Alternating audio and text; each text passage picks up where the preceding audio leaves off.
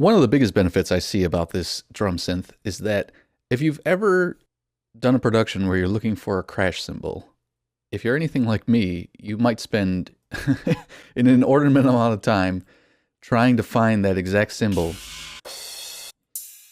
because you have thousands in your library. And I will spend so much time just trying to get the one that sounds right in the mix that it really becomes kind of infuriating and almost takes away from the creative process a little. So lately, I've been finding that I'll just go to the cymbal first, even if I'm not going to use it in the long run. It's the easiest way to just dial in a quick cymbal sound for whatever I need. You pull it up, and by default, it sounds good. So let's actually just sequence a shot in here at the beginning of bar 1 and start playing with it. I'm going to loop it so it's nice and short. And let's investigate. So not many parameters to worry about. You can get anything from a larger, wider cymbal to like a small, tiny little splash cymbal. So the main things you would adjust here would be the decay and the tuning. A wide range of cymbal types just by these two knobs.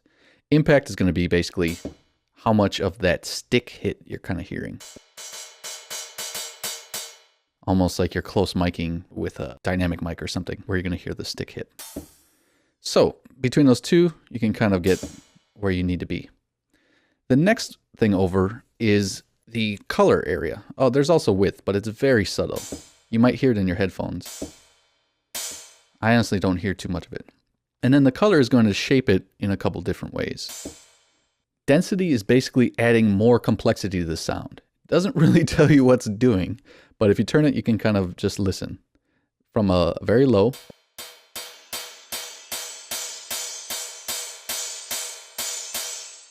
it's adding some definite, more interesting sound, I guess. You can shape it the tone, brighter or darker. And then you have 3 modes, metallic, normal, and soft. And each one will give you a wide array of results. The only thing going on here that I can imagine is that it's similar to, coming back to our example with FM8, maybe adjusting the amount of how these operators interact. That would actually lead you to getting subtle differences.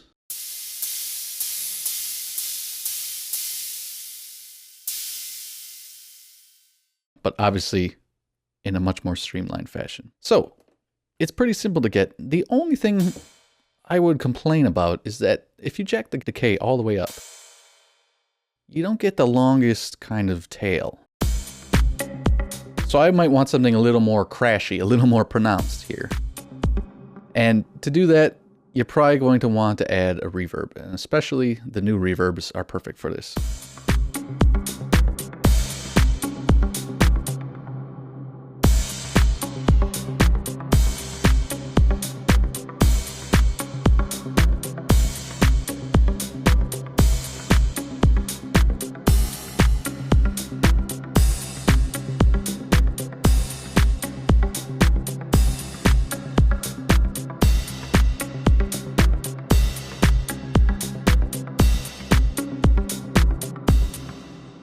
Adjust my mix, and I'm pretty much where I want to be.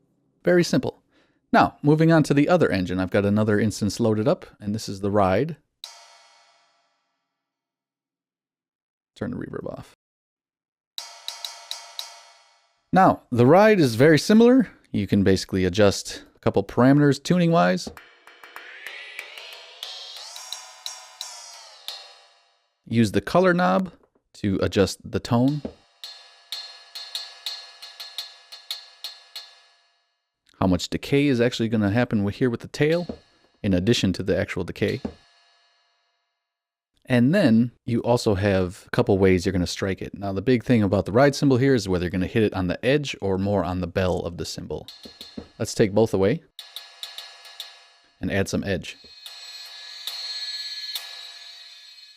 And as you can hear, you're going to get more of a complex sound because the whole cymbal is vibrating differently. Or blend the two of them.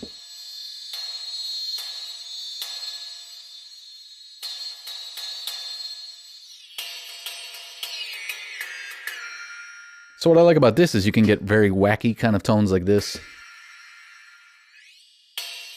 or a more realistic tone if you work at it. But again, very versatile, very easy to use, not a lot to think about. Get it in your productions and see how it works for you.